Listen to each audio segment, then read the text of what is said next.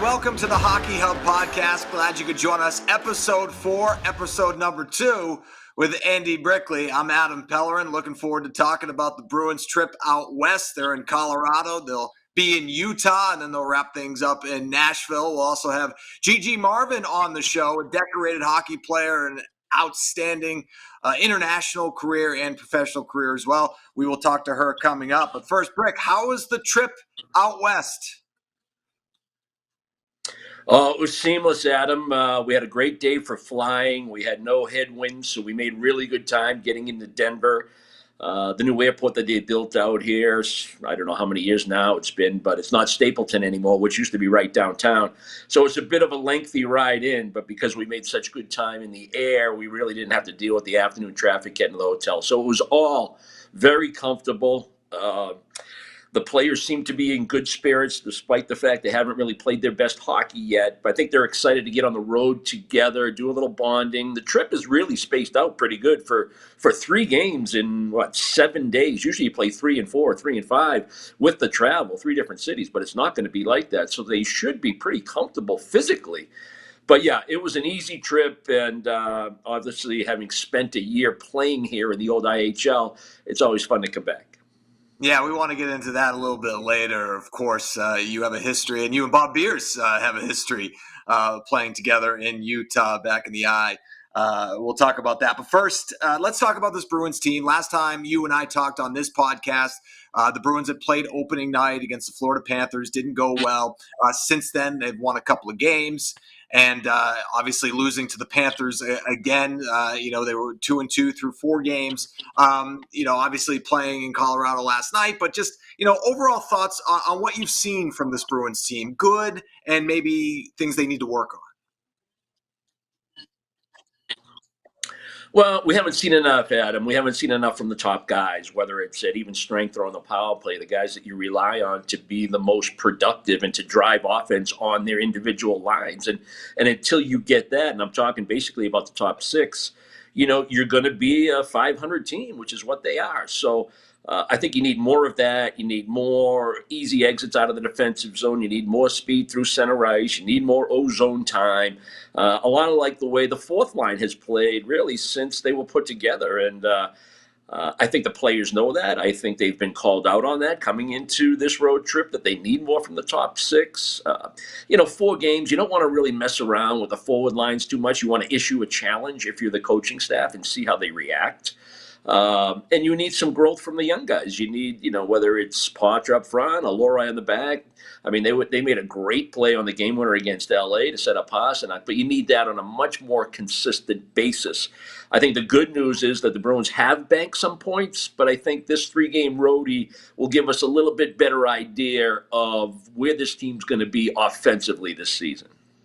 Yeah, it's interesting you say the Bruins have banked some points. Last couple of years, they banked a lot of points in the early going. In fact, last year, they didn't suffer their second regulation loss until game 19 of the season, which was on November 24th. But here we are, the Bruins already, with 2 regulation losses. And you look at the Bruins and you called out, some of the top players, which is what Jim Montgomery did. He said, very clearly, the Bruins, they need more from the top 6. And Charlie Coyle, when we talked to him before the Bruins left for the road trip, had talked about, maybe, there could be a possibility of mixing up the lines moving forward, and he acknowledged that. But either way, what they need to do is they need to win puck battles.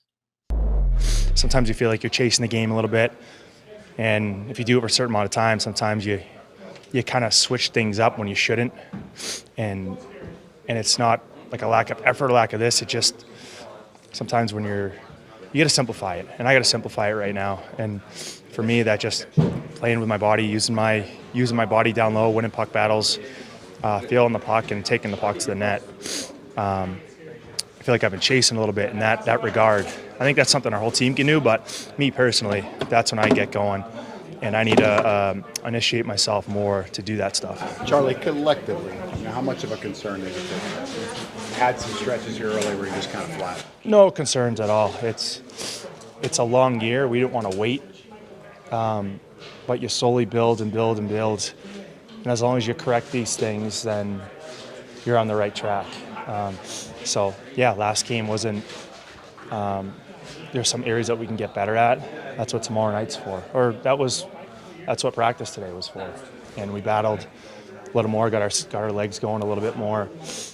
That can kind of help you get your mind right to bring it into the game and then focus in again. But it's always about that next practice, that next game, to get better at what you need to. But there's never any concern, there's never any doubt. Like it's a long year, and you just got to keep building, and you build to all the way to the end, come playoff time. Do you feel like mixing up the lines can sort of jumpstart a team that's maybe not coming together as well as you like early on? Sometimes it can. Sometimes you stick with things and you figure it out and you gain that chemistry. But sometimes a little switch and all of a sudden something clicks right away, and then maybe that's like the little confidence that some guys need, or a line needs, or a team needs, and then you go with it. So you take advantage of whatever is put in front of you, and then you go get it. Well, Charlie Coyle's spot on. I know I've got a little big picture there, the deeper the conversation went, but at the very beginning, he was talking about what he needs to do in order to get to his A game, and that is win puck battles and hang on to pucks and make plays. So much of the criticism right now of the Bruins really is focused on the center position because of the system that they play. And I've talked about this numerous times already, and we're only 4 games in. It's how they defend in their own zone. It's a hybrid defense. It's how you get pucks back, whether it's starting with a face-off win or helping your D down low and getting pucks, winning pucks, and then getting separation. It's one thing to win a puck battle and have the puck, but then the battle continues because you don't get separation. And I think that's what it's one of his best attributes in his skill set is puck battle wins, getting separation, and making plays, no matter what zone it's in. And I think he's taken a good look at his own performance through the early part of the year. And then it started talking about possible line changes, and somehow that can click and you find a quick little chemistry. Yeah, all that stuff can happen and will happen at some point during the year. But the solution is, what do we do at this moment in order for us to be a better hockey team? There's a fine line break between switching up the lines to try and generate some offense or some success, and letting a line stick together, letting it play out for a while so they can develop that chemistry? Yeah, I think anybody should be able to play with anybody, and I know that's kind of a cliche kind of statement, but if you're a hockey player with any kind of real good hockey IQ, you should be able to adjust to whoever you're playing with and whatever position you're playing with. But to answer your question, we don't necessarily have to be there just yet, Adam. If you want to break it down, I think you can really throw together a third line with a number of players, 3 or 4 or 5 guys you want to choose from. I think you can leave that 4th unit just the way it is because they've been very, very good. The question is, who's going to round out the top 6, and who are you going to be? Who's going to be your number 1 and number 2 center? I mean, I want to keep it the way it is as far as, Lindholm and Coyle as your 1-2. I don't think you need to get Poitras in the middle just yet. Poitras should probably be tried in the top 6, and if you want him to play center, then Coyle moves down to the third line. But maybe you want Poitras on the wing inside that top 6. Poitras should play with really good offensive-minded hockey players. I think that'll bring out his skill. When you watch Poitras play, while I'm speaking about him, he has really good hockey sense. He has good vision. He makes plays. He's creative. It's his skating ability. The mistake he made last game against Florida that was hurtful on the second Reinhart goal was because he didn't have that first explosive stride. The minute he turns with the puck, he protects the puck. That's great. Now you're looking to make a play, but you can't do it standing still. You got to keep moving. And that's where his skating ability, strength of skating, quickness of skating needs to improve in order to be a top 6 player and continue to be an offensive force, because he has the IQ. He has the creativity. It's that skating that needs to get stronger and better. And the only way you get it is to get the reps. I don't think going to Providence, I know it's an option, I don't think that benefits him just yet. I think he needs more of an opportunity to play and play with good players to see what you got. So with that said, Brick, Matt Poitras, again, he has all of those attributes, but what he doesn't have is NHL experience. And you're talking about, getting him the reps. Is he best suited at center, or is he best suited at wing? Because at the beginning of the season, remember Jim Montgomery had said you're going to start him out at wing, and now we've seen him at center in the first couple of games since he's rejoined the team. I think it's a pick 'em. If you wanted to play him at center, maybe you put him between Zaka and Pasta. If you want him on the wing, maybe you play him with Coyle and Marchand, or however you want it to line up. I think you have options there. I just think he should be given an opportunity to play in the top six to see what he can do, rather than have him center a third line. I'm not sure he's best suited to be there, but I'm curious to see what you have in the player. And if he's not ready for prime time, if he shows you, if you give him, 15, 16 minutes a night, and he's not up to where he needs to be to help you win hockey games, maybe you change the game plan on how this kid's going to develop into an NHL player. Maybe he goes to Providence. I think those are the two best options, how they line up, whether he plays in the top six or he goes down to Providence and plays 22 minutes a night and plays there in every situation. I think Poitras' game would elevate if your veterans' games that aren't up to par elevated too. And I think that wave would help carry him to be a more effective player. Andy Brickley joining us here on the Hockey Hub podcast. Listen to us wherever you listen to your podcasts. If you're watching us, thank you very much. You can do that on YouTube, Twitch, and Facebook as well. We're talking about the forward group, Brick, and there's been one forward that we haven't talked much about because, well, he doesn't have a contract yet, and that's Tyler Johnson on a PTO, still with the team, skating with the team at practice. And this is what we saw last year with Danton Heinen. He didn't sign a contract right out of camp, but he stayed with the Bruins. He practiced with the Bruins, ended up signing that deal on October 30th. Do you think he could be in the mix at some point, and how would he help? Well, here's the issue with Tyler Johnson. Number one, I'll start with, he can help you win games during the regular season and help you make the playoffs. Let's just start with that basic premise, okay? Now, the Bruins, they looked at their team, and why did they lose in the postseason the last few years? It's because they didn't have enough sandpaper. They weren't big enough. They weren't heavy enough. They weren't tough enough. They didn't win enough battles. And here we are talking about winning battles up and down the lineup. And some of that heaviness is pretty apparent when they are on the ice and they are winning those battles and are controlling the puck. And if Tyler Johnson is signed and inserted into the lineup, he doesn't play that kind of game. But he just might answer that who's going to round out the top six, okay? And who might help ignite your power play a little bit because he's that kind of player. I think if he's on top of his game, and I know he's in his mid-30s and he's been around, but he's got Stanley Cup championship experience. He has the resume. He's got the intelligence. He wins his battles in his way. He doesn't overpower. It's more technique. It's more quickness. It's more come from a blind side, however he goes about winning pucks. But I think he's a guy that could play with really good players. He could help you win games during the regular season like a Danton Heinen did in many different ways. And I think he would be an asset. Now, the dollars and cents line up after the Swayman deal? I don't know. I'm not in the room. I'm not part of the budgetary committee. So I don't know if it makes sense financially for Boston, but I know that the player, talking about the player, he would be an asset to the Bruins line. Brick on the budgetary committee. Yeah, that would be something, huh? You'd be good at it, though. I bet you would be. You'd be well compensated, Adam. So Tyler Johnson, you mentioned, could be an asset on the power play, scored in the power play in the preseason. And since, we brought up the power play, let's talk about the Bruins,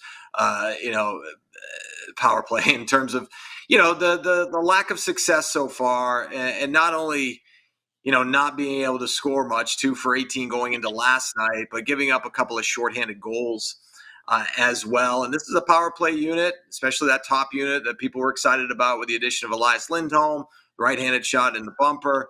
It hasn't played out that way so far, Brick. What have you seen, from this unit? I know you've talked about zone entries being one of the issues. They're not clean at this point.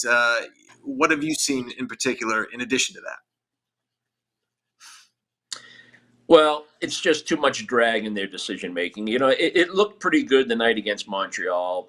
You got to take that in stride a little bit. I don't think Montreal's a great team. I don't think they're a great defensive team. I don't think they're a great penalty-killing team, so it can look better than it actually is. So it's somewhere in between when it doesn't look good at all and what it looked like against Montreal.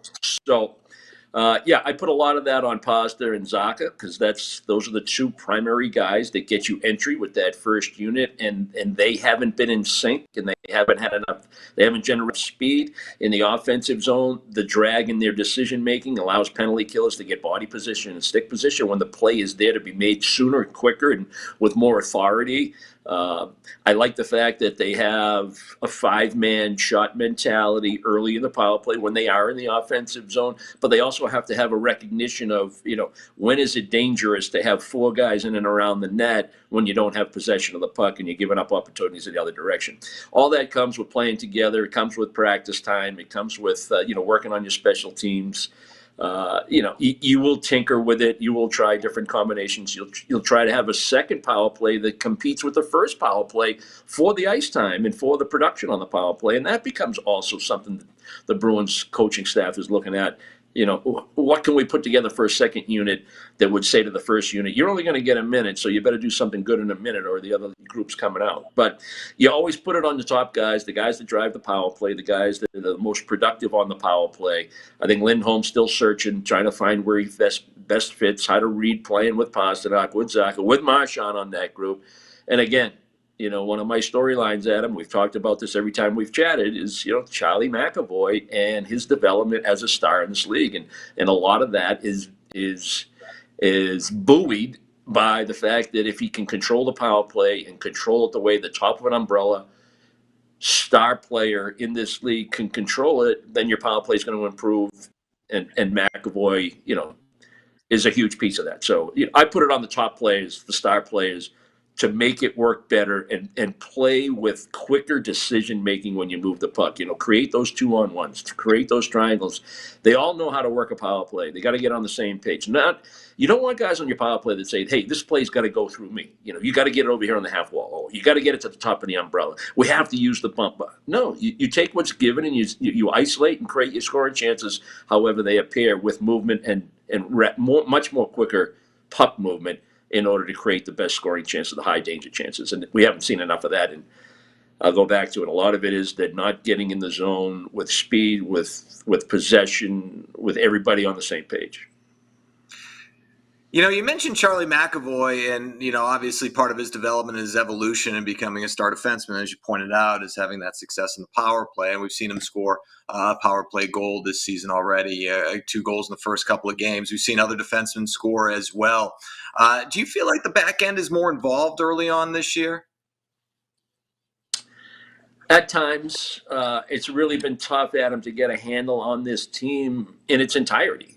We're talking about the top 6. We're talking about, what constitutes the best third line and what should their identity be. So now you move to the back end and, you were hoping perhaps you could play Lindholm and McAvoy together and have a 5-man totally control the puck kind of unit, but that didn't look very good.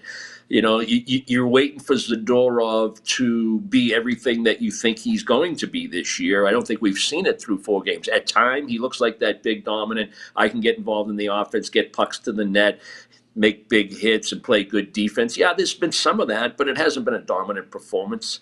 I think Lindholm, I just keep thinking about him 2 years ago in the absence of Charlie McAvoy at the beginning of the year when he was a dominant player. He looked like a Norris Trophy.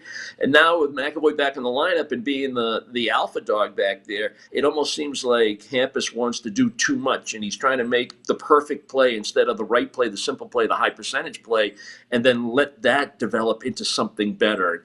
And he's such a good skater, and his skill set is awesome. I need him to be a better player, more impactful player on the back end. I'm going to live with Lorai's growing pains. Maybe you play him with Peak, and Peak can just defend for him and, be that safety valve back there defensively and let Mason kind of do what he does best, which is handle the puck, move the puck, get involved in the offense, create his own offense. I like the elements that they have on that back end. I think Brandon Carlo is starting to play closer to what he's supposed to be. I think he got a start. I didn't like his training camp. I didn't like his early performance, but he seems to be around the puck, winning more battles, defending better, all the stuff you want Brandon Carlo to do. So, we've had a little good, we've had a little bad at him, and that's why they're a 500 team.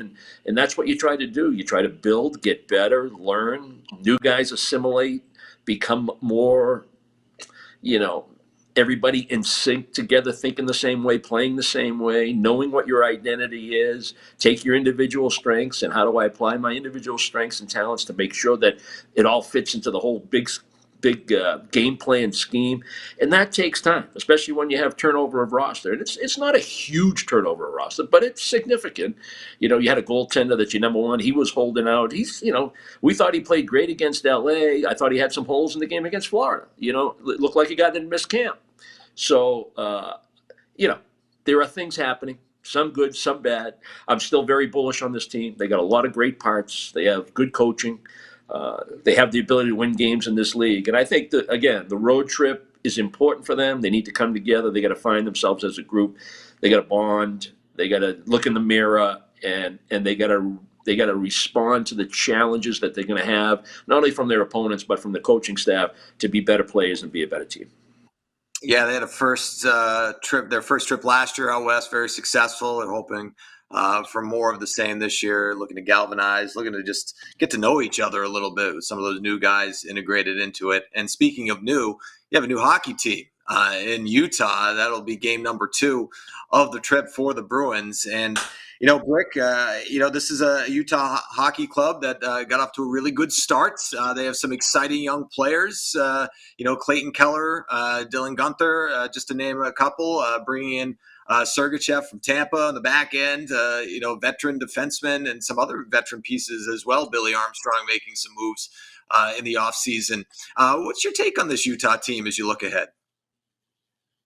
I think they're a dangerous out. I think they're in a good place mentally, emotionally, physically. There were so many question marks and black eyes, when you were playing in Arizona and you couldn't figure things out. You couldn't solve it. You couldn't get a building. Your ownership was in turmoil. What are we doing? Where are we going? What's our future? There was just so much doubt around that group that it was hard to just concentrate and play hockey and get the job done. And I think this is just a new lease on life. I think they're in a very comfortable point as far as the young players and their development and where they are. When you lose for as long as they did and you get a lot of high draft picks and now those draft picks are starting to materialize into very good NHL players, they're coming together. The business side has been solidified. They're in a great market. I'm familiar with Salt Lake City. I think that's going to be a home run there. And I think this will be a tough out, a team that wants to play fast and fun. They can score goals. They've proven it early in the year that they can score goals. So it will be a tough test for Boston when they have to play Utah because they're feeling good. They're feeling good about themselves, their team, their effort. They know where they are. They know who they are. They know who their owner is. They like the fan base there. It's been a nice start to what should be a very good year for them in terms of continued development, and they should be playing meaningful games late in the year.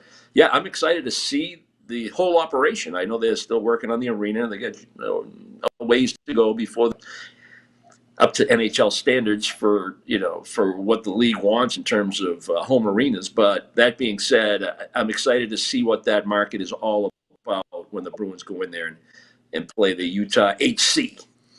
Yeah, the Utah HC. And Brick, this is the first time the NHL has been in Utah, but hockey's been there for a while. You alluded to it. The Grizzlies, you played for the Denver Grizzlies, then moved to Utah. You guys were dominant, man. And I looked up some of the numbers from your time, with the Grizzlies, that playoff run. You had 30 points in 16 games. On their way to the Turner Cup and getting to play with Bob Beers. It's funny how things work out. You guys teammates there, and you end up being broadcasters for the Bruins. What are your memories from playing in Utah?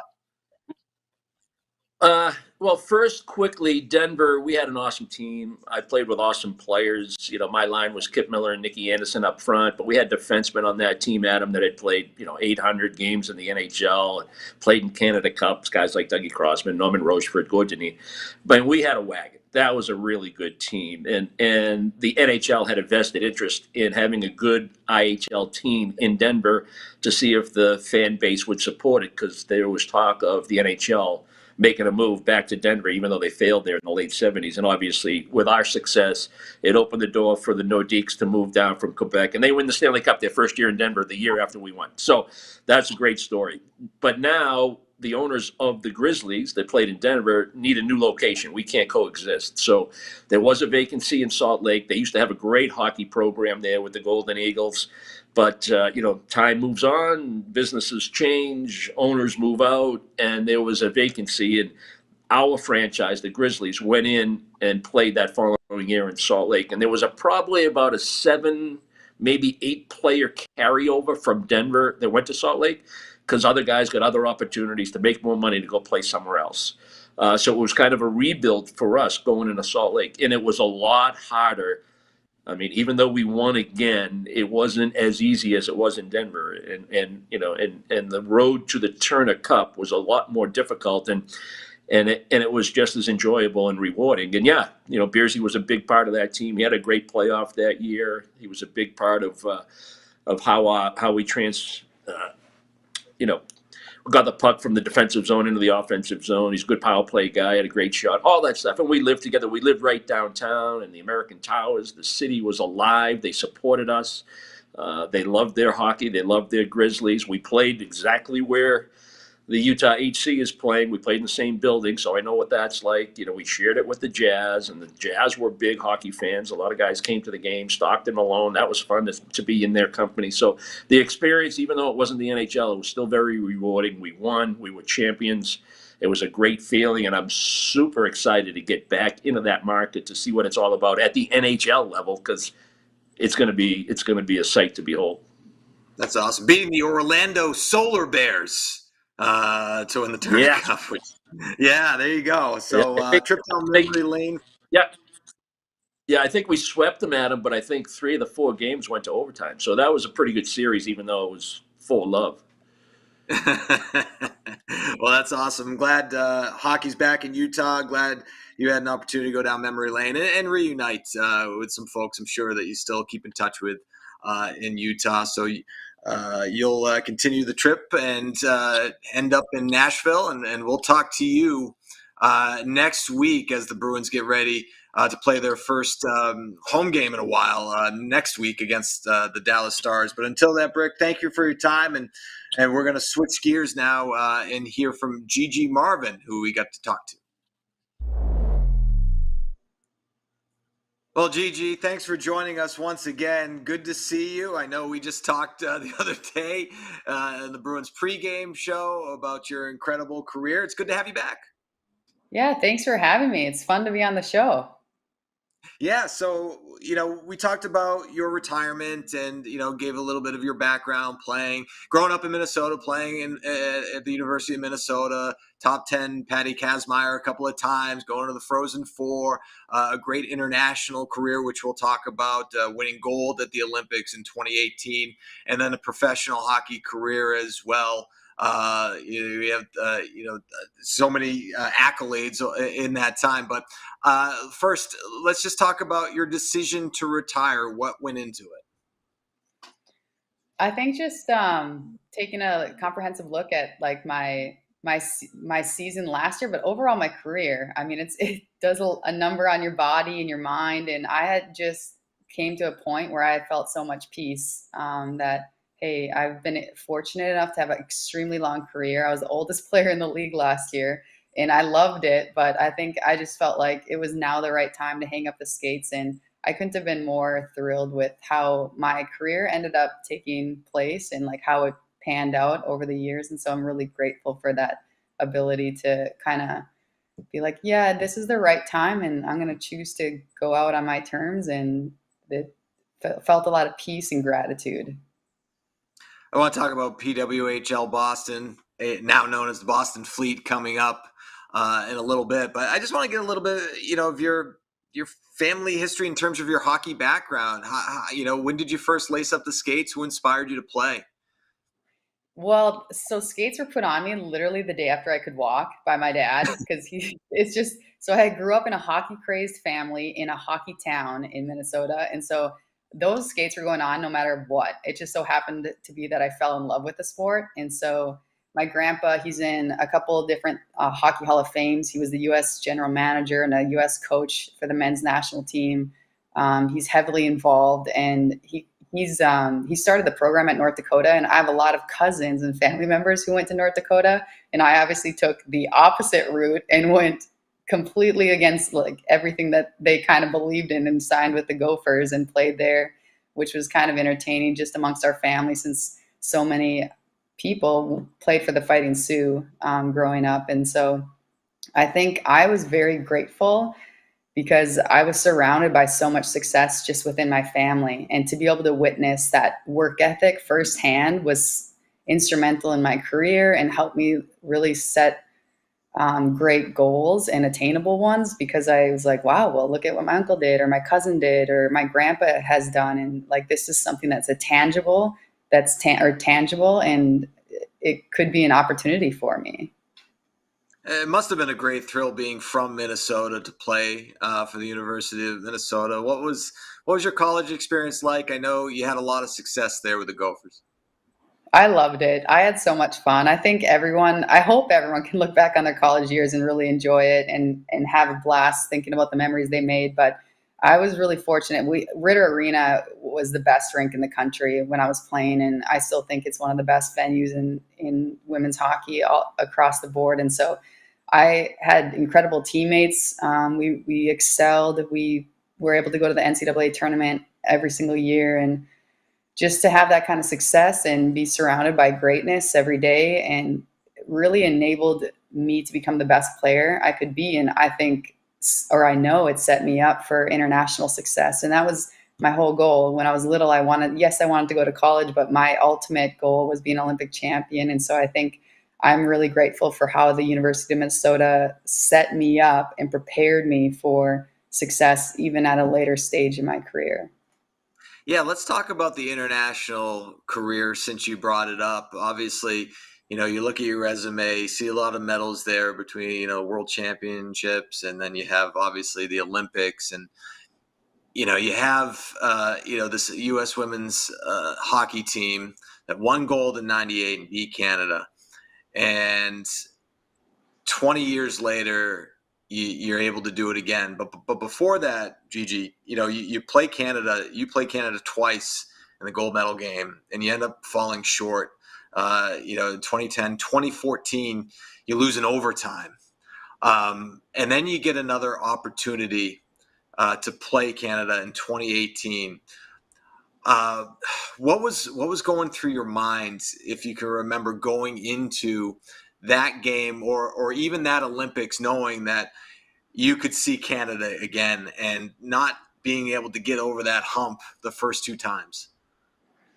Yeah, it's just devastating, to be honest. Like, no competitor wants to lose, right? Like, it's the worst. And with the Olympics, it's not just, oh, let's get back next year. No, you have to wait 4 years. Like, that is a really long time. And in my case, with some of my teammates who had already been there the same time as I had, we had 8 years. And so you play it in 2010, and there was the 4 years training ahead of that. So if you add it all up, it'd be 12 years of training and competing just for one win in the Olympic gold medal game. And so it was like brutal. And it really required an attention to detail and a willingness to just embrace the grind, because you can get lost in how far away and far off that gold medal can be if you're 3 years out, 2 years out, even a year out. And so it required a lot of mental skills of really dialing in and linking today's task with tomorrow's success, if that makes sense. And so you really had to just kind of embrace the grind and the details and the little things, because when you play Canada at the highest level, they're phenomenal. They're a great team that brings out the best in us, and I hope we do the same for them. And so it again came to be the same situation where here we are, championship medal game, going into overtime, just like we did in 2014. Well, then we go to a shootout. Then we can't figure it out in the shootout. So we go to extra players in the shootout. I mean, it was just like you couldn't have get that much more slimmer of a margin between first and second, champion and really just a silver medal. And so it was it took a lot of mental composure and skills that we had worked tirelessly on to prepare ourselves for that moment to succeed when the time came. You scored in the shootout, which is pretty cool, I'm sure. But I want to, reread a quote that you had after the win. You had said, "Our opponent is never the other team. It's always doubt and fear that's the opponent." And you talked about, being up 1-0, then being down 2-1. Did that? You talked about trusting the process and the mental skills. It must have been tested in a huge way. Oh, it was. And even before we went, you're mentioning we were down 2-1 heading into the third period. And so we have that break. Well, I was the one pulled aside for an interview, and the media literally reminded me of our failure 4 years ago. And so already planting doubt in my mind but we had so much mental skill work, and that I was like, last year, 4 years ago, is not going to define how we play tonight. And so we were so confident, so skilled. And it honestly, I walked in the room after the interview, and you just look around in everyone's eyes and you could see and sense something was going to change and we were going to break through. And sure enough, Monique Lamoureux got a goal and we were able to come back and win in extra players in the shootout. But it really did feel like almost everything was set up against us, but we had trained so purposefully in so many mundane moments to set us up for the success and believe in our hearts. And I think a lot of people get tied up in the opponent, like the person across the ice, the face-off dot from you.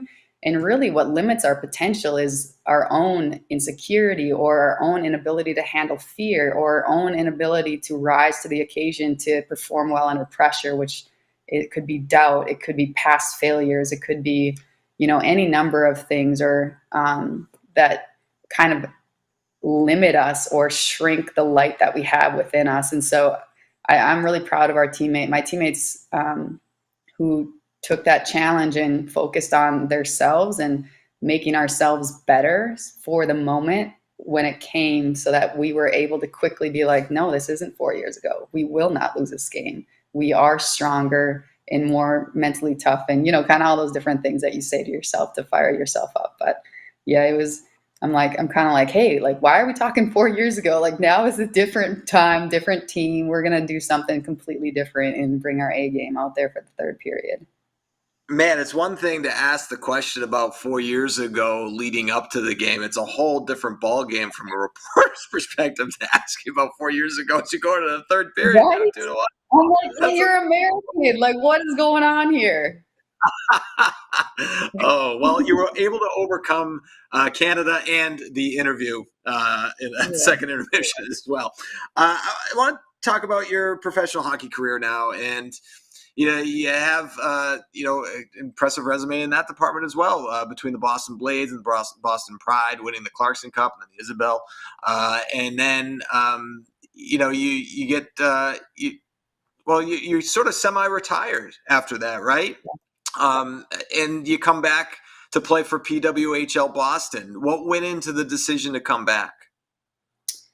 I run a hockey camp in the summer with little kids, and I just was like, actually, it's crazy. 2 days, I remember clear as day, 2 days before the announcement for this league, I was like, man, I really want to play hockey again. I took a year off and did some broadcast work, which I loved, and it was awesome. But I'm like, you know what? Why don't I come back and play hockey and see what that's then? Then all of a sudden, 2 days later, they announced that, hey, it's actually happening this January. Like, the league is going to come to fruition. And I was like, this is awesome. Well, so I ramped up my training because I still worked out. I enjoy working out, but it's like, okay, let's see how my body responds, because I'm not exactly a young one. And so thankfully everything just worked out extremely well, felt great on the ice, felt great in the conditioning, the training, as the intensity increased over those next couple of weeks. And so I was so excited for training camp and just getting prepared to bring my A game essentially to make the team. And your experience in front of the PWHL crowd, playing in Lowell, obviously, this was a big deal. because of for a number of reasons, but one in particular was the fact that players are finally earning more money and they could focus on their hockey career rather than their day jobs, because a lot of these ladies, most of them, had careers outside of hockey. So I imagine having to balance, a job playing hockey.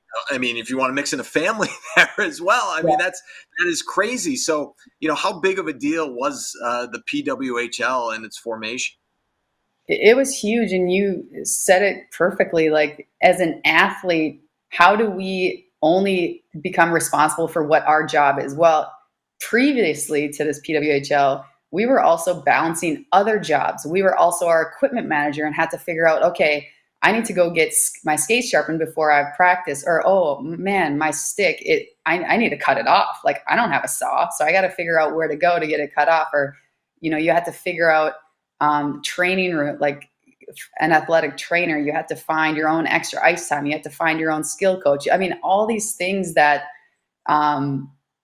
you think of being an athlete who should only be focused on their rest, their recovery, their job, their watching video, their bettering of themselves.